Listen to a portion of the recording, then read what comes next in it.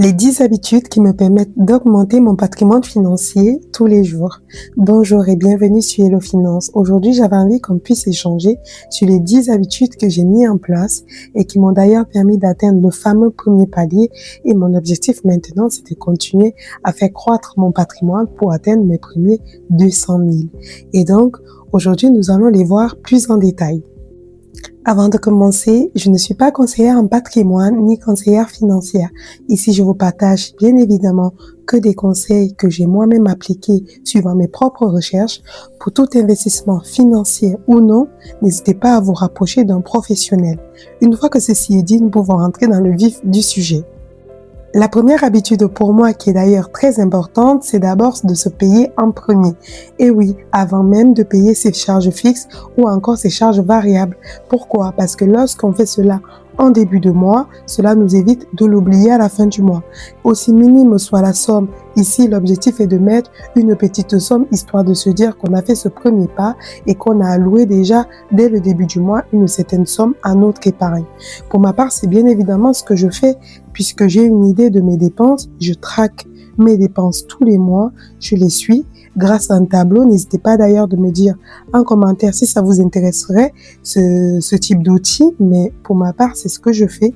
Je suis mes dépenses et donc j'ai une idée tous les mois de à combien s'élèvent toutes mes dépenses.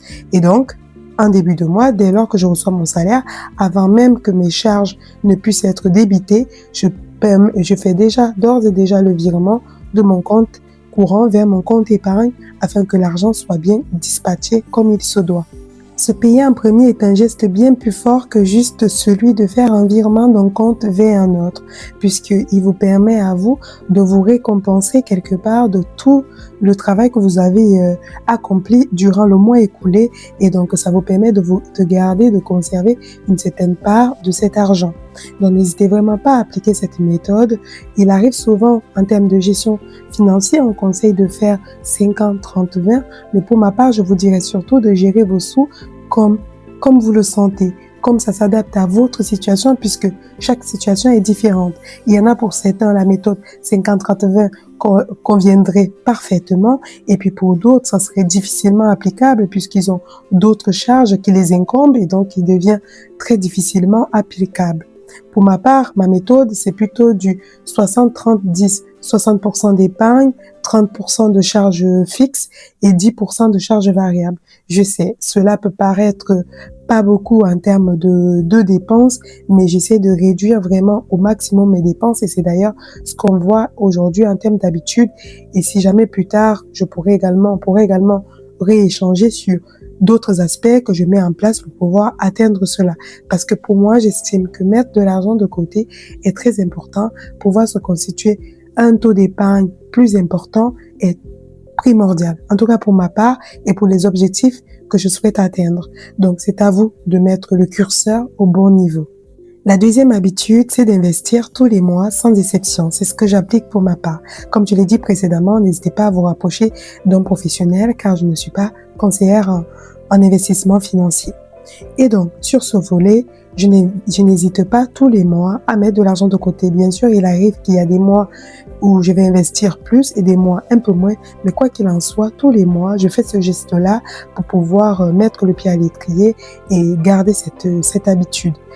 J'entends bien que avant de pouvoir se lancer dans les investissements, je vous conseille fortement de d'abord vous former, vous renseigner avant de faire quoi que ce soit, mais aussi de vous constituer une épargne de sécurité avant toute chose. Ça, c'est vraiment très important. Le matelas de sécurité est primordial avant de commencer à vous lancer dans les investissements. Donc, pensez-y. En termes de somme, il arrive souvent qu'on conseille 3 à 6 mois de dépenses, mais je dirais simplement que ceci dépend fortement de votre situation, de la somme qui vous rassure vous et non pas des autres, puisque quelqu'un pourrait se sentir en sécurité, en tout cas le matelas pourrait suffire, 3 mois suffirait pour une personne, et puis pour l'autre, il faudrait surtout 6 mois, suivant les dépenses qu'il a au quotidien. Donc n'hésitez pas à faire le point là-dessus avant de venir sur cette deuxième habitude. Troisième habitude, dépenser moins que ce que l'on gagne. Très important. En effet, vivre en dessous de vos moyens vous aidera surtout à accumuler plus d'épargne et donc plus de patrimoine.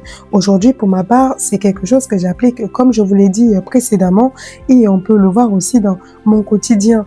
Je ne vis pas comme une moine, loin de là, mais aujourd'hui, je planifie au maximum. Lorsque je dois sortir et que je dois prendre quelque chose, eh bien, je m'assure que si je sors, j'ai bien prévu de manger à l'extérieur ou bien j'ai prévu de prendre un goûter. Auquel cas, je m'assure avant de partir d'avoir le nécessaire avant de pouvoir me rendre à l'extérieur. Et si ceci, c'est juste des petites habitudes et même, je pense que ça nous bénéficie sur plein de plans parce que à combien de fois nous sommes sortis et nous avons consommé des choses et par la suite, nous l'avons regretté. Je pense que je ne suis pas la seule là-dessus et n'hésitez pas d'ailleurs à me le dire en commentaire.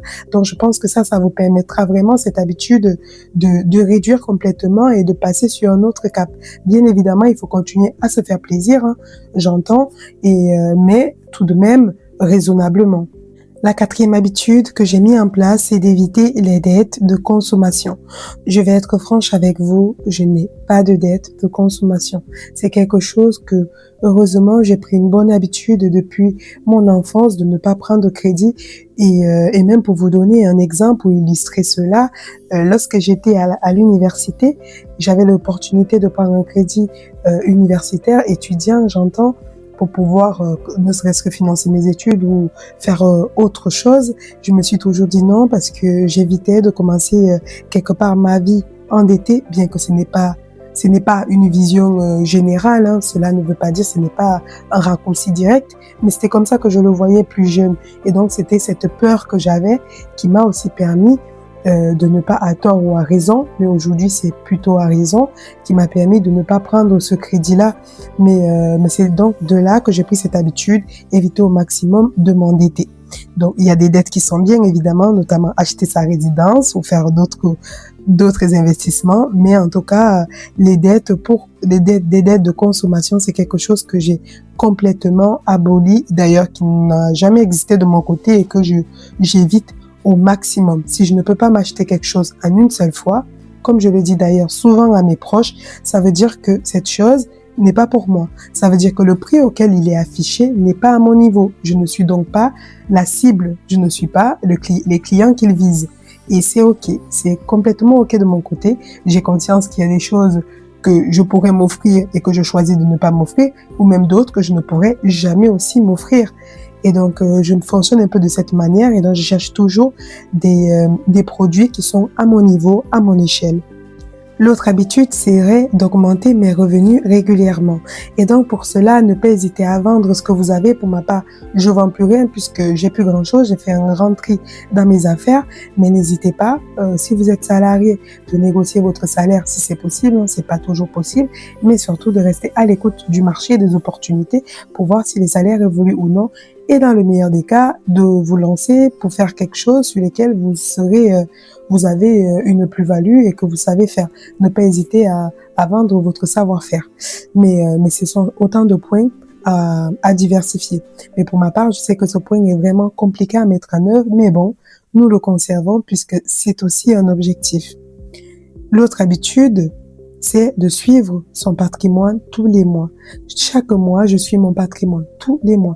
Je fais un suivi, un bilan, histoire de me dire, eh bien, là, le mois dernier, j'étais à quel niveau, ce mois-ci, je suis où. Mais au-delà même du mois par mois, cela me permet surtout de me rendre compte d'où est-ce que je suis partie. Il y a 1 an, il y a 2 ans. Et c'est assez gratifiant, de se dire que, il y a 1 an, j'avais, je sais pas moi, moins que ce que j'ai aujourd'hui. J'avais 50% de moins qu'aujourd'hui. J'avais 40% ou 30% suivant votre situation et de voir à quel point notre patrimoine évolue considérablement de manière drastique, voire même exponentielle pour certains. Donc, cette habitude est aussi importante puisque quelque part, il va nous permettre aussi de voir le fruit de nos efforts. Il est vrai que sur un mois, il est difficilement mesurable de voir à quel point notre patrimoine a évolué, mais sur 1 an, c'est encore plus fulgurant de se dire, eh bien, il y a 1 an, j'étais que à ce niveau et aujourd'hui, je sais pas, moi, j'ai fait plus 10, plus 20, voire plus 30% sur mon patrimoine. N'hésitez pas à appliquer cette merveilleuse habitude, vraiment, que je vous conseille. Septième habitude, réinvestir mes gains. Réinvestir mes gains, c'est un peu général, mais ceci veut tout dire. C'est-à-dire que si jamais vous avez vendu des vêtements, comme on l'a dit précédemment en faisant le tri, ne pas hésiter à réinvestir cet argent. Réinvestir ne veut pas juste dire en finance ou dans la bourse, j'entends. Mais ceci veut également dire payez-vous une formation. Se payer une formation est un investissement. Apprendre de nouvelles compétences et ça rejoint totalement le point 8. La 8e habitude, continuer à me former sur la finance, c'est-à-dire continuer à acquérir des compétences, continuer à me renseigner. Dites-moi d'ailleurs en commentaire quelles sont vos meilleures chaînes pour suivre la finance et je verrai si j'ai les mêmes chaînes sur ma liste ou sinon je prendrai note de celles que je n'ai pas pour moi aussi continuer à me former. N'hésitez pas à vous continuer de vous former car c'est très important d'avoir de la connaissance car aujourd'hui la compétence qu'on acquiert, nous pouvons la monnayer demain et donc elle pourra plus nous rapporter. Et il faut surtout le voir comme ça. 9e habitude, penser sur le long terme. Je pense que de toutes ces habitudes, ça fait partie de surtout celles qu'il faudrait également retenir, c'est de se projeter sur le long terme. Il est vrai qu'aujourd'hui, se projeter sur 10 ans devient de plus en plus difficile quand on sait à quel point le monde est incertain, la vie devient difficile, mais essayez au maximum de vous projeter sur 10 ans, 15 ans, car ceci vous rapportera bien plus que juste se projeter à court terme. 10e et dernière habitude, être discipliné plutôt que motivé. Comme vous le savez, la discipline l'emporte toujours sur la motivation. La motivation, c'est un peu le carburant qui nous permet de nous lancer, si je peux le dire ainsi. Mais pour pouvoir atteindre nos objectifs et tenir dans la durée, c'est bien évidemment la discipline qui nous y amène. Donc n'hésitez vraiment pas. Il est vrai que c'est pas facile de rester discipliné, Je vous le dis, moi-même j'ai des objectifs à atteindre et il arrive parfois où je n'ai pas envie. Mais je pense que nous devons surtout nous dire d'essayer tous les jours, aussi minime soit l'effort, d'essayer de le faire, au moins on aura essayé, comme on dit. Et voilà. Et sinon, donc pour finir, il n'y a pas de secret ni de raccourci, seulement des décisions répétées avec discipline. Pour ma part, je pars aussi de rien et je n'hésite pas et je continue à m'améliorer tous les jours pour atteindre mes objectifs. J'espère que ce podcast vous aura plu et intéressé. Donnez-moi votre avis en commentaire. N'hésitez pas à vous abonner pour qu'on puisse agrandir la famille. Et sur ce, je vous souhaite une bonne soirée et je vous dis à bientôt.